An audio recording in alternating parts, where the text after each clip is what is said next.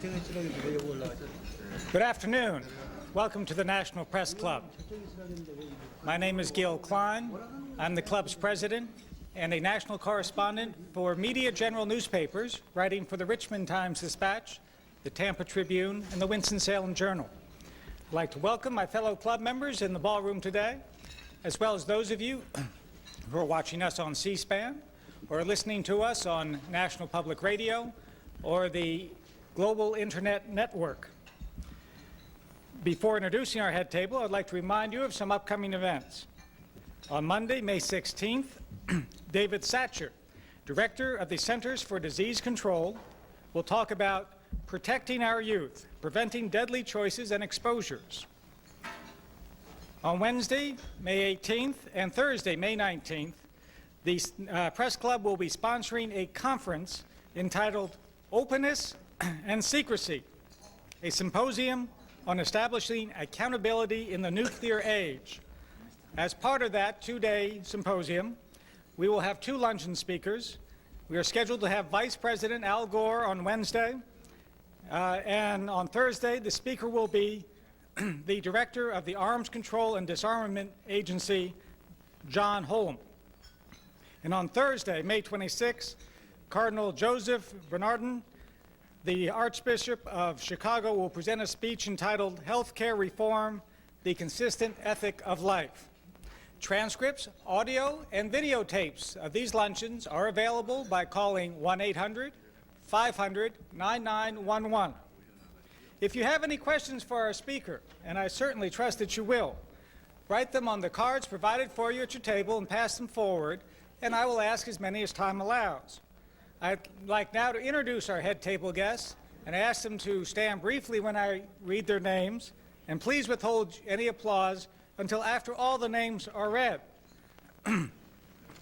From your right is Lee Sang-suk, Washington Bureau Chief of Hankook Ilbo.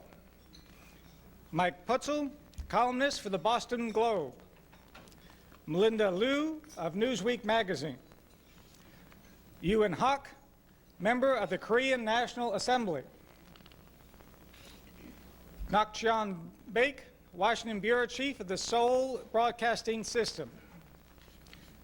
Lee Hee-ho, spouse of our speaker.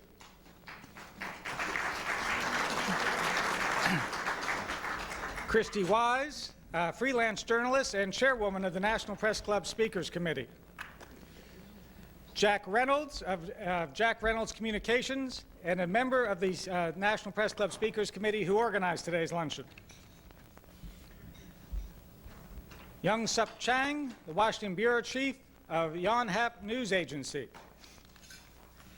And finally, John Sodergreen of Defense Weekly.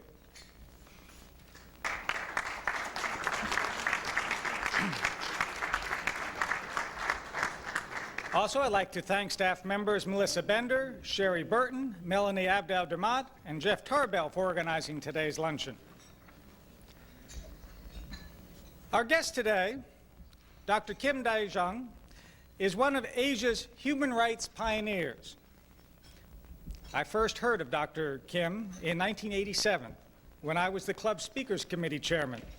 At that time, he was in the middle of what proved to be South Korea's first truly democratic election, and we scheduled him to speak. But he decided not to come to the United States. He wasn't sure if he would be allowed back into the country. South Korea has made a lot of progress since then, and much of it can be attributed to the stubborn tenacity of Dr. Kim.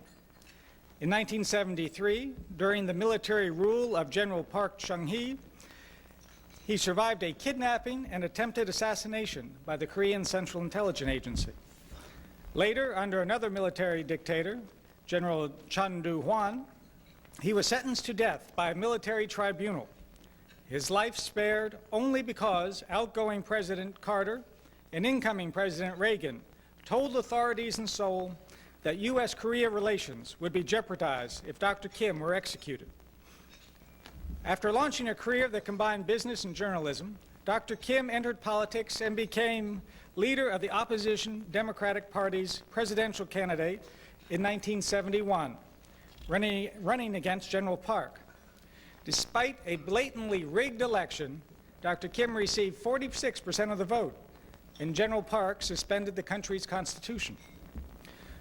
Over the years, Dr. Kim has been imprisoned a number of times and spent more than 15 years under house arrest. After escaping his death sentence, he came to the United States and founded the Korean Institute for Human Rights. He returned to Korea in 1985 and led the nonviolent pro-democracy struggle that finally forced the military regime to agree to democratic reforms. He then ran for president 2 more times, losing to General Roh Tae-woo in a hotly contested 3-way race in 1987, and in 1992 to former fellow dissident Kim Young-sang. Dr. Kim comes to us in a crucial moment in Korean history. While the Cold War has ended just about everywhere else, on the Korean Peninsula, sabers are still rattling. Just this morning in the Washington Post, international columnist Jim Hoagland warned that North Korea may be willing to plunge the country into war rather than allow international inspectors to examine its nuclear production capability. Within the next few weeks, it should be clear whether North Korea has begun to stash away enough plutonium to build 5 or 6 new bombs. That would trigger an American push for international sanctions against North Korea, and the North Korean government has said that would be tantamount to a declaration of war. Secretary of Defense William Perry was quoted as saying, "When that happens, we will have to take seriously the risk of war." The thought of another war on the Korean Peninsula just seems absurd in this day when the tensions of the Cold War are about gone. Dr. Kim, we hope you can enlighten us on what is happening in Korea. Ladies and gentlemen, please join me in a warm press club welcome for Dr. Kim Dae-jung.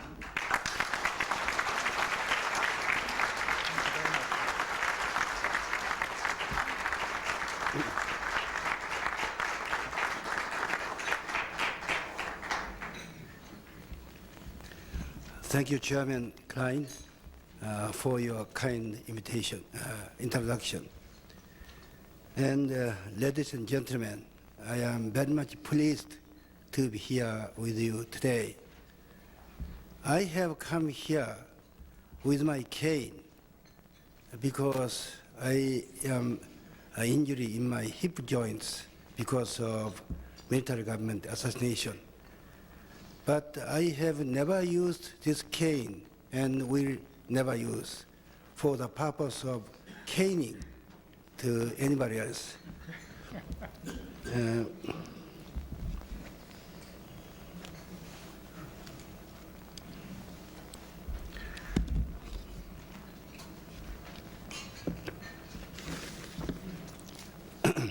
Thank you. I will now share my ideas on the 3 problems confronting the United States today in Asia. They are the North Korean nuclear problem, desirable relations between the U.S. and East Asian nations, and those between the U.S. and Korea. It is possible to resolve the North Korean nuclear problem that has been confounding us and taxing our patience. I am convinced it is. That is because North Korea's goal in this adventure is not to develop nuclear weapons, but to realize its #1 foreign policy objective: normalization of diplomatic relations with the United States. Kim Il-sung desperately hopes through diplomatic relations and economic cooperation with the West to escape from the hopeless economic situation and the extreme international isolation so that he can pass a stable regime on to his son. Needless to say, it is impossible for the North to improve its relations with the West unless it gives up the development of nuclear weapons. These two are mutually incomparable until the 1953 armistice. Kim Il-sung attempted to unify the Korean Peninsula using military force. After that attempt failed, he tried to repeatedly to instigate a communist revolution from within South Korea. But following the collapse of the Soviet Union and the disintegration of the communist governments in East Europe, Pyongyang began to experience international isolation and rapid deterioration of its economy. As a result, the North made a series of policy shifts. In 1991, North Korea made three major concessions to the West. The first was the joint entry together with South Korea into the United Nations, which the North Korea had opposed for more than 3 decades. Excuse me. The second was the acceptance of cross-recognition of two Koreas by the world community, especially the US, Japan, Russia, and China, which South Korea and the West had advocated since 1973. The third was its mutual recognition of the South and the North Korean governments as legitimate entities by signing a North-South agreement in December 1991. Though this series of concessions advocated by the moderates, Kim Il-sung expected a quid pro quo in the form of diplomatic and economic cooperation from the West.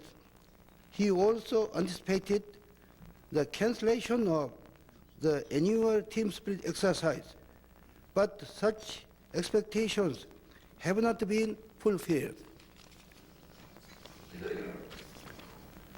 Consequently, the hardliners gained the upper hand, and the result was the North Korean declaration of its intention to pull out of the NPT, and a series of very belligerent statements.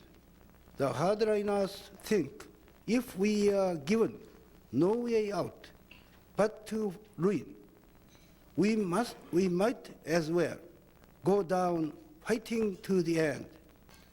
North Korea doesn't have military capability to win a full-scale war, but has enough power to inflict casualties to millions of South Koreans and Americans. When North Korea announced its decision to abrogate the NPT on March 12 last year, I was at Cambridge University as a visiting fellow. Upon hearing the news, I immediately proposed a two-pronged approach to this problem, a package of simultaneous give and take, together with cooperation from China. What should each side give and take? Two things should be given from each side simultaneously. North Korea must give up its nuclear ambition and guarantee South Korea's security. At the same time, the United States must reciprocate with diplomatic normalization leading to economic cooperation, and North Korea's security assurance, including the cancellation of the annual team spirit exercise.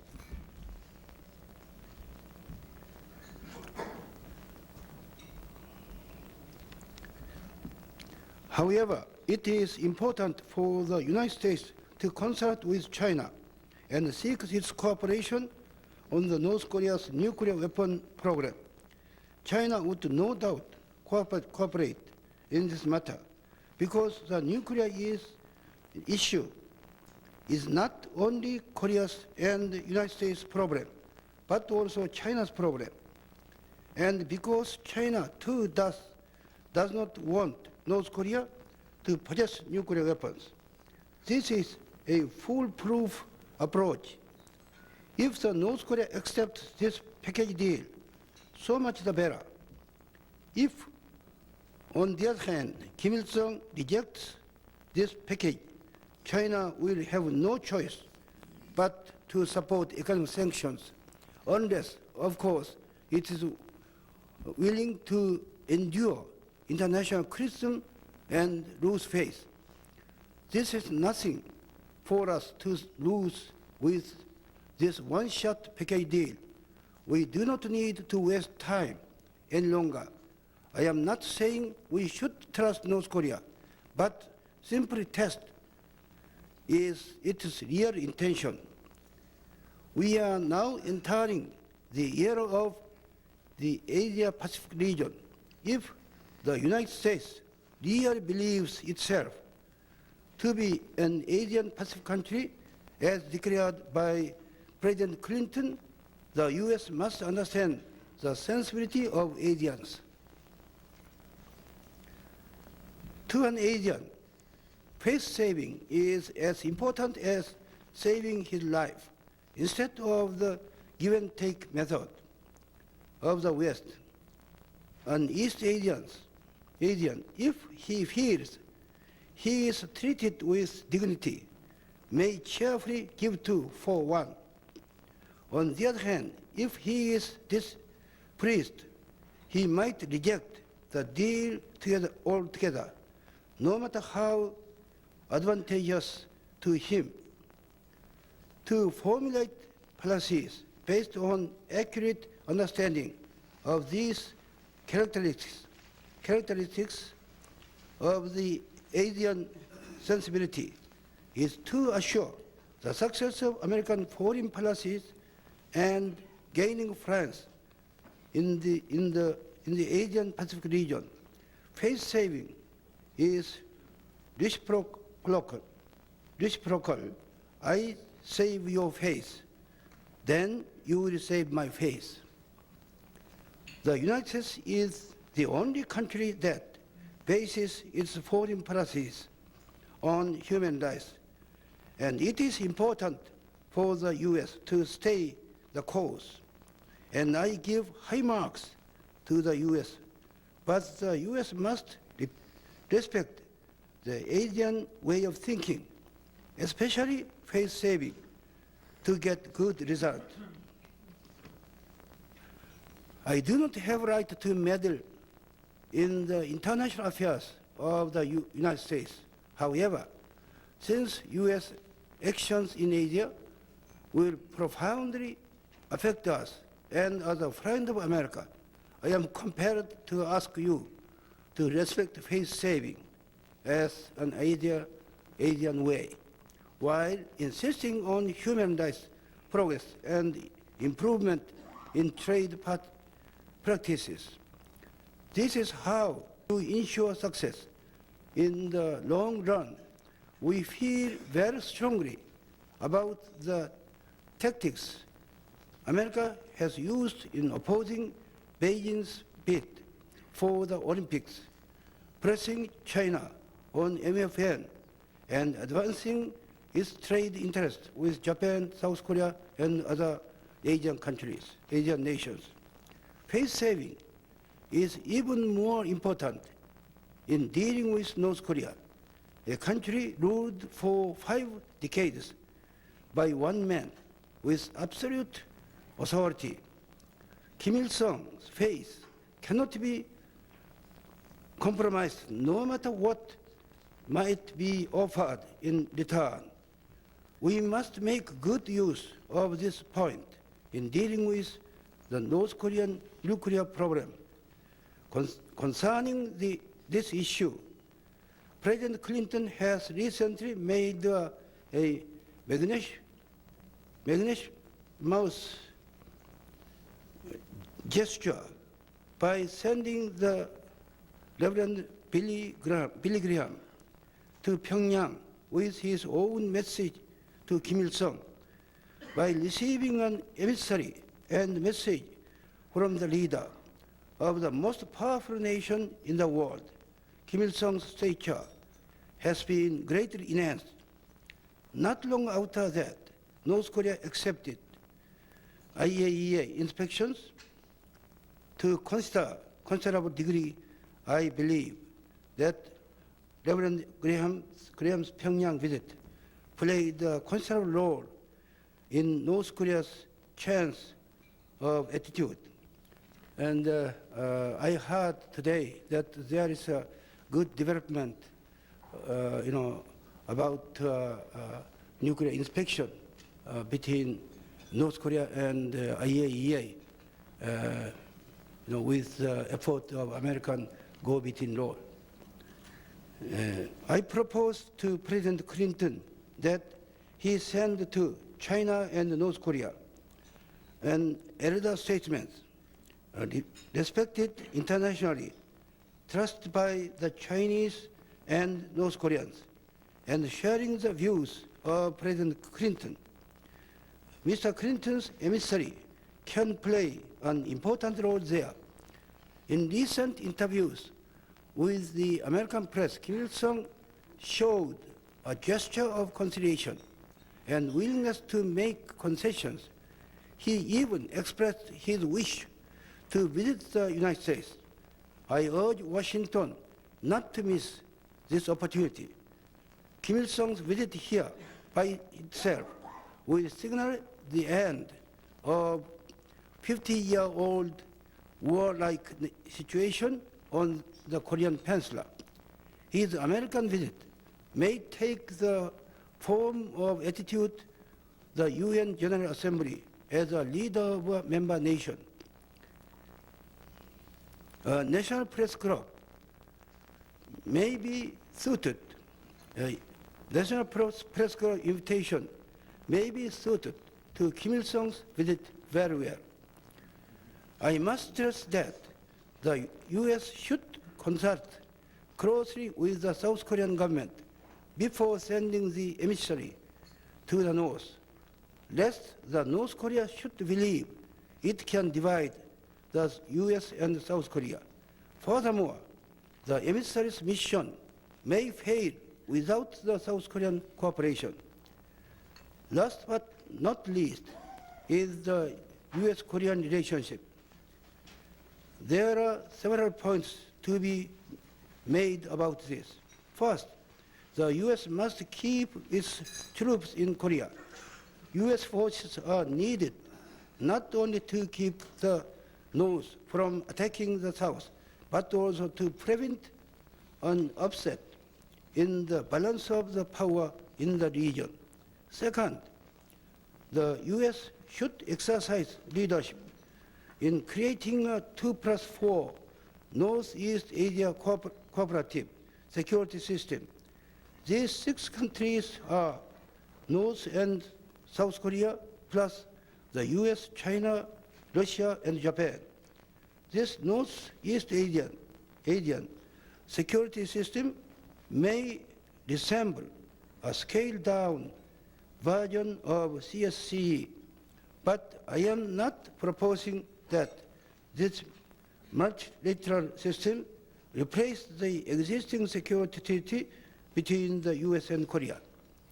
Third, Korea is the 8th largest trading partner of the US, and I hope the two countries remain good economic partners for mutual long-term benefit. I might add that the trade conflict between our two nations should be resolved harmonious and with patience instead of the excessive unilateral pressure.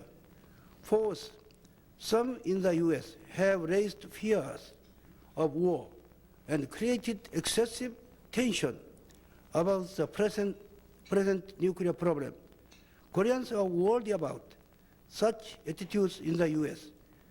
Authorities of the U.S. and South Korea must maintain these cool and solve the problems patiently and peacefully. Ladies and gentlemen, I have been concerned about the rocky relations between the United States and North Korea and East Asian nations. I hope my brief remarks here today will help shed new light on desirable American approaches toward Asia and promote better understanding and cooperation between our two countries. Thank you for your listening to me with patience.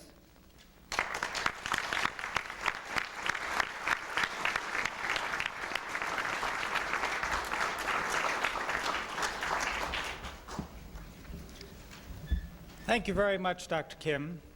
It is part of, please have a seat for a minute. It is part of National Press Club history that the Korean War was actually caused by a National Press Club speech when Secretary of State Marshall spoke here in 1950 and outlined the United States' security perimeter and left off South Korea.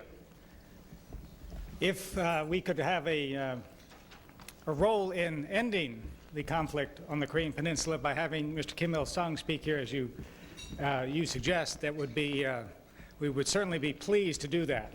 And I will ask Speakers Committee Chairwoman Christy Wise to get an invitation off to him as soon as possible. Dr. Kim, though, the first question is, why do you believe that Kim Il-sung would accept an invitation to visit the United States? With conditions so tense today on the Korean Peninsula, wouldn't he prefer to remain in North Korea? Dr. Kim is having an interpreter go through the question for him so that he can make sure he understands whatever nuances are in there, and then he can speak at his pleasure.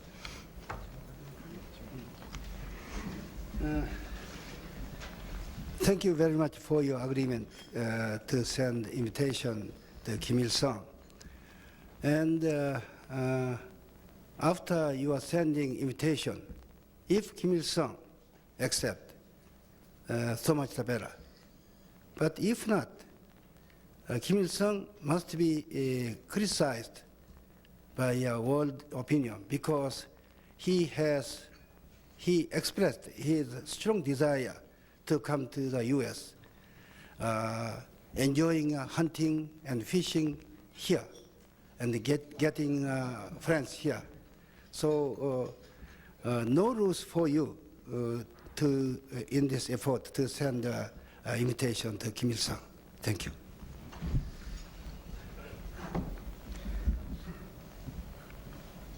But do you really believe that he can leave North Korea at this time?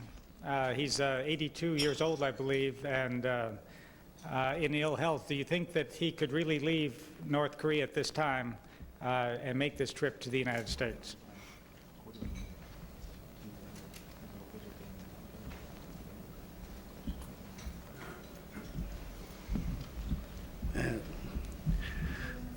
Problem of his visit, we have not raised, but he raised. He was willing to come. So as he stated so, we send the invitation.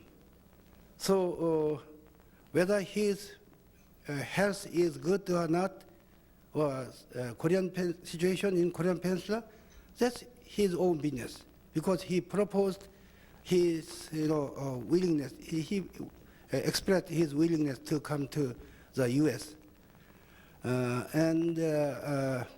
I think there must be some discussion in the North when Kim Il-sung expressed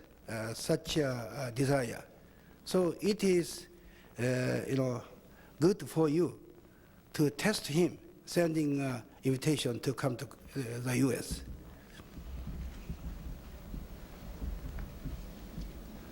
You have said two things that are somewhat at discrepancy with each other.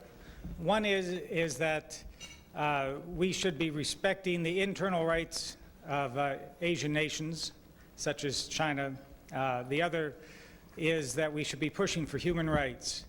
Now, in the matter of most favored nation status for China, do you think it is best for the United States to push for human rights in China by cutting off most favored nation status for that country, or would that be counterproductive to getting China to agree to help with North Korea?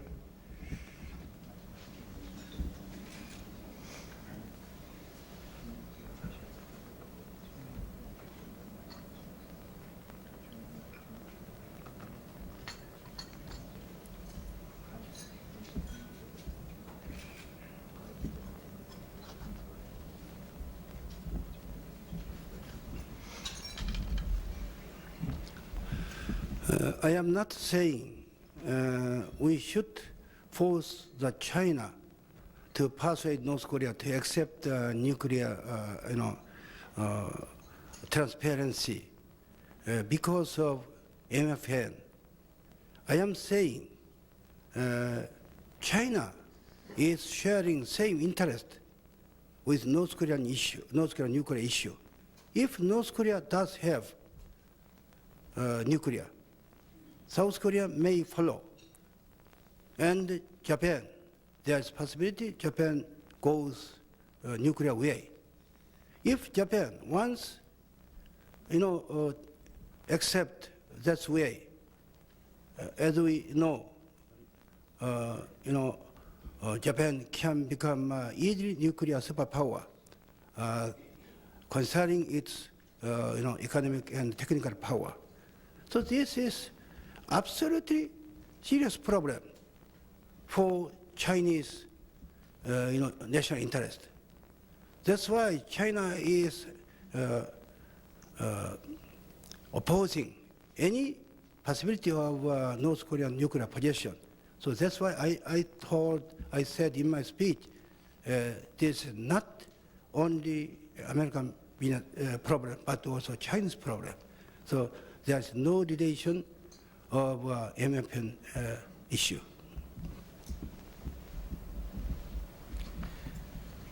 You proposed that President Clinton send an elder statesman to China and North Korea. Can you give us an example of a specific person who you think would have the stature to carry out such a mission?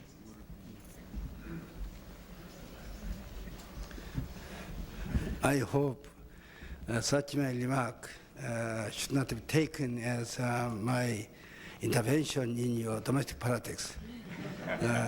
So I am hesitating, but chairman of this National Press Club is so dignitarious. So I can't resist to his question, not giving answer. So I will try. So I think one of them, most suitable leader, elder statement must be President Carter. And President Carter was a president who opened diplomatic relations with China. So he is so suitable. And also, he is widely respected, trusted by international society. So in fact, yesterday, I have a telephone discussion with President Carter about East Asian problem, including North Korean nuclear issue. And also, as far as I know, North Korea has long admired President Carter. So they want to see President Carter's visit North Korea. So if the US send such an elder statesman to North Korea, that will greatly, compel Kim Il-sung to make some decisive concession toward the U.S. As you know well, in North Korea, Kim Il-sung is the only man to make concessions. So I think whether President Carter go China and North Korea officially or not, that's not my business. But he must be one of most suitable elder statesmen to visit China and North Korea. I think so. Thank you. The South Korean President Kim Young-sam, is he aware of your proposals here today, and do you know if he supports what you're proposing?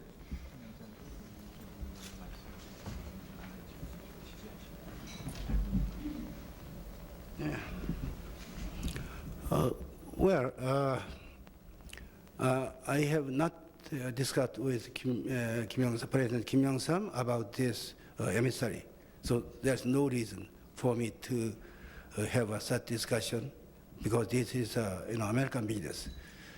But I have long proposed President Kim Young-sam to have a summit meeting with Kim Il-sung as soon as possible. That is very necessary to reduce mutual hatred and misunderstanding between both countries, both governments, and to restore reconciliation and good cooperation between both sides. After my such proposal, President Kim Young-sam responded, proposing North Korean Kim Il-sung. I am ready to meet with Kim Il-sung anytime, any place, if he agrees. So I really want to see his meeting with Kim Il-sung to solve our problem. We must realize reconciliation, mutual cooperation, must develop a peaceful, reunification stage by stage. So I really want to hear such, meeting. And I have been long invited by North Korea. So I openly declared before my people, unless President Kim Young-sam meet with Kim Il-sung, I will not go to the North. So I am waiting for his meeting with Kim Il-sung. Then I will consider my visit to the North. Dr. Kim, you mentioned that Koreans fear certain U.S. attitudes that raise the specter of war. What would Korean opinion be if the United States ignored the North Korean nuclear inspection stalling tactics?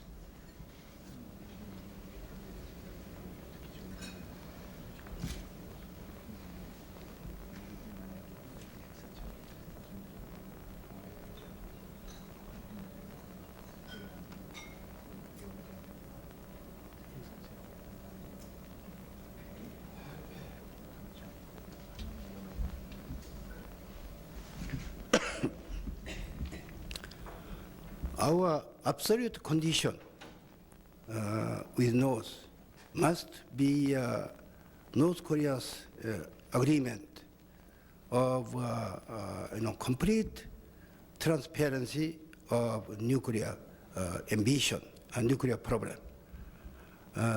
And without the realization of such thing, the U.S. or South Korea shouldn't give any tolerance to North Korea.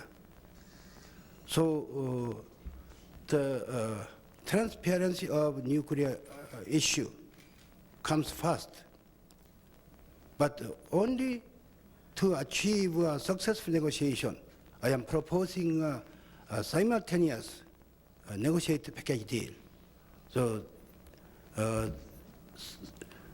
dealing between the U.S. and North Korea must be achieved concurrently. So I don't think there is any worry that we lose our position. And as I mentioned earlier, we should propose a negotiated package deal to North Korea. As North Korea many times stated such thing by Kim Il-sung and top-ranking leaders. They said, we have no intention, no ability to produce nuclear weapon. Our first goal is to have a diplomatic relation with the US. They repeated such advocacy. So now we should say, yes, now we will allow diplomatic relations. So you should prove your remarks was true, accepting nuclear transparency. We are in such position. So if North Korea accepts this, that's good. If not, we should ask China to persuade North Korea. And if North Korea doesn't agree with such Chinese pursuit, then with China, we should bring North Korea to the UN economic sanction. If China be cooperative, economic sanction will be very effective. This is our way. Nothing to lose. We don't need much time to solve this problem. Yesterday, when I met with State Department leaders, including Assistant Secretary Galucci, I told them it is time for us to put an end to this problem. We have consumed too much time. If we continue such thing, it's not good for us. The longer we continue such nuclear negotiation with North Korea, the more the US and South Korea must lose its prestige. Nothing to gain. I suggest him. This is my analysis and suggestion. Thank you. As I said before, Kim Il-sung himself is 82 years old, and his son, who is the heir apparent, has been described in the American media as unstable. Do you think that there is a pressure to get some kind of resolution to this thing while Kim Il-sung is still alive?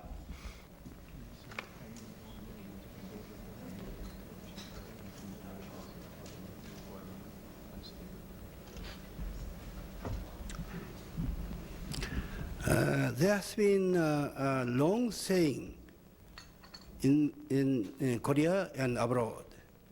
As long as Kim Il-sung is alive, there will be no change. But reality is not true, is not so.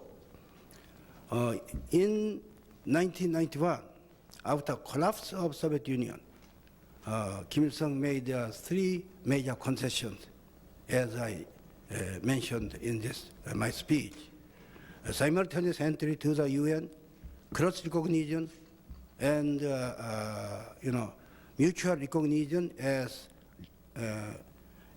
legitimate entities between both Koreas. So Kim Il-sung made such significant concessions toward us. Only Kim Il-sung makes such things because about these 3 our proposals, North Korea has long advocated, even more than 30 years. This is a kind of American imperialist plot to divide our nation forever. So we shouldn't accept such plot. But Kim Il-sung did this without disturbance in the North. Kim Il-sung is like an almighty man in the North, whether it is good or not. We don't support such system. No doubt, after Kim Il-sung, even if Kim Jong-il succeed his father's position safely, but Kim Jong-il couldn't exercise same authority and couldn't be strong like Kim Il-sung. I suggest in another speech which was delivered yesterday before American Enterprise Institute. In that speech, I strongly suggested we should solve the problem before Kim Il-sung's death. But, and let me tell you, this is not my own judgment, but American experts' judgment, such as former, the U.S. ambassador to Korea. I know two of such ambassadors whom I met. They told me their analysis. We should solve this problem before Kim Il-sung's death. And as far as I know, Chinese government also think that before Kim Il-sung's death, problem in Korean Peninsula should be solved. And if you allow me about diplomatic relations with North, this is not, this is not giving, allowing of privilege.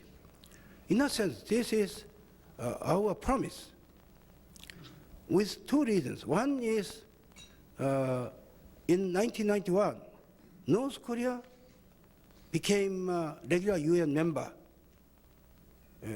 with the blessing of the US government. So diplomacy doesn't mean ally or a friendly country, but mean relation with the existing country. It is contradictory for us not to have a regular UN member, not to have diplomatic relations with the regular UN member. And in addition, when in 1973, South Korean then President Park Chung-hee proposed this, cross recognition.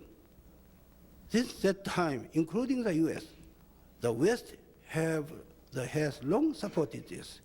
But now, cross recognition is only working on our side, not North Korean side. North Korea feels kind of breach of promise. And also, diplomacy is not advantageous only for North Korea, but for us. Imagine if we have tens of our embassy buildings in the north with hundreds of our diplomats from Western society and South Korea. And naturally, there will be our businessmen to invest there, with North Korean businessmen. And tourism will be there. Many of tourists go to North Korea. Then such things will greatly change the atmosphere in North Korea, pushing North Korea to become another China. So let me tell you, as my conclusion, let's make North Korea, to involve in economic development. Then North Korean economy become, better. When, as it is natural, when we feel hungry, we get angry. But we feel full of stomach, we laugh. This China is a good example. During Cultural Revolution, how much China was hostile. But now with prosperous economy, how much Chinese people is laughing. In their mind, there is no Mao Zedong or Cultural Revolution or socialism. Very little, but in their minds, there is, business and making money. So we should make North Korea another, China. This is what we should take to solve a problem, peacefully, I think. You mentioned often in your speech the need to make face-saving overtures to Asian leaders. Do you believe the United States government at times has acted arrogantly in its dealings with East Asia?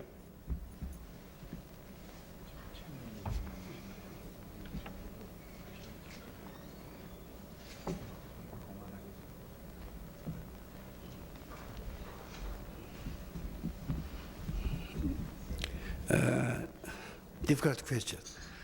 But unfortunately, I feel many of American people, Asian people, feel that. So when there is a problem about trade issue or other things, American has been time to time too much suppressive. Even we feel somewhat, somewhat too strong. As I already mentioned, Asian people take face saving most important. And so with some moderate attitude to save Asian peoples, then that will be good for the U.S., not losing friend, but to achieve its goal with voluntary cooperation but expressed by East Asian governments. Sometimes it may need time, but such an impatient attitude very much deserve to take. If America has a strong attitude, suppressive attitude, it may be helpful in sometimes to get short-sighted interest. But I am afraid it will lose, friends, and in long term, it will be harmful to American, interest. As far as I know, in East Asian countries, basically speaking, they want to be cooperative with the U.S. If only the U.S. can understand their situation, if only U.S. can take, such a face-saving attitude, then I think they would be much more willing to be cooperative with the U.S. I say this as one Asian people. I have been long supported American democracy, and I have owed much America in the course of my struggle against dictatorship, because I saved my life 2 times. So I am saying I have always feel some burden to America. So I am saying this as a real friend of America. So I have a worry that such recent American, somewhat strong attitude is gradually losing Asian people friendship. I am afraid this. Following up on what you just said, one questioner asked, can you tell us whether it is true, as has been reported over the years, that the American CIA intervened to stop the Korean CIA from killing you after you were kidnapped from Japan?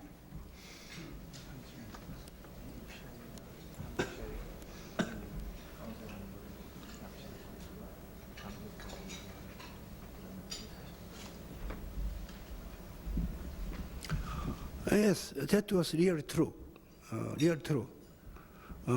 Without such American intervention, my life would not be saved. In 1973, that time I was in exile in the US and Japan.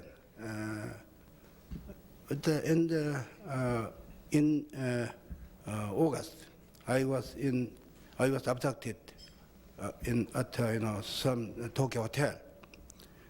Abductors, Korean CIA men, first had a plan to kill me in the bus stop, hotel bus stop, dismembering my body.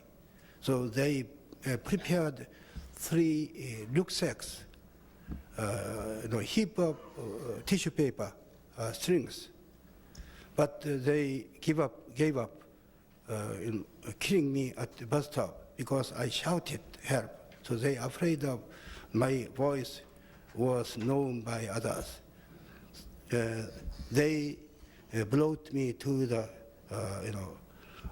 sea, leaving all these things, rucksacks, paper, and also they left their North Korean cigarette, disguising North Korean activity.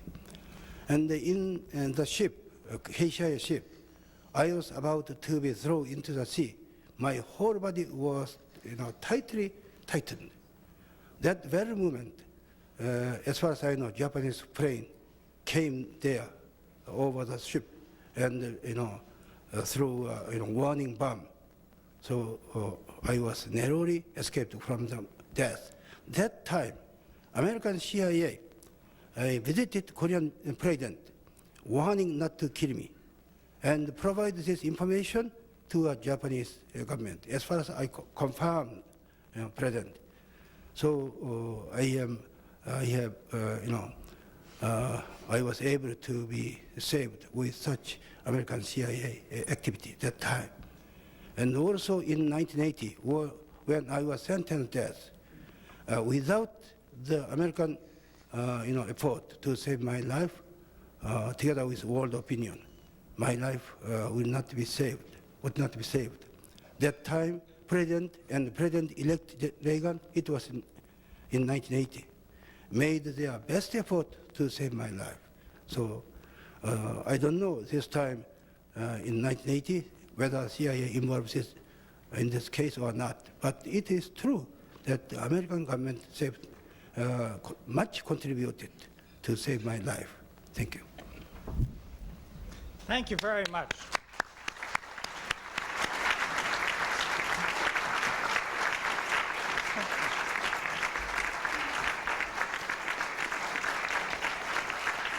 That was excellent.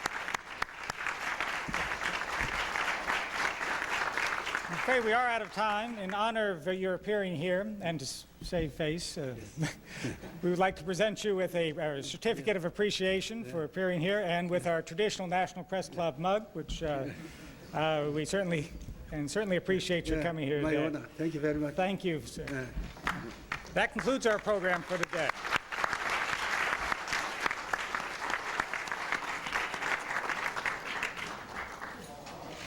That was quite a moving story, sir.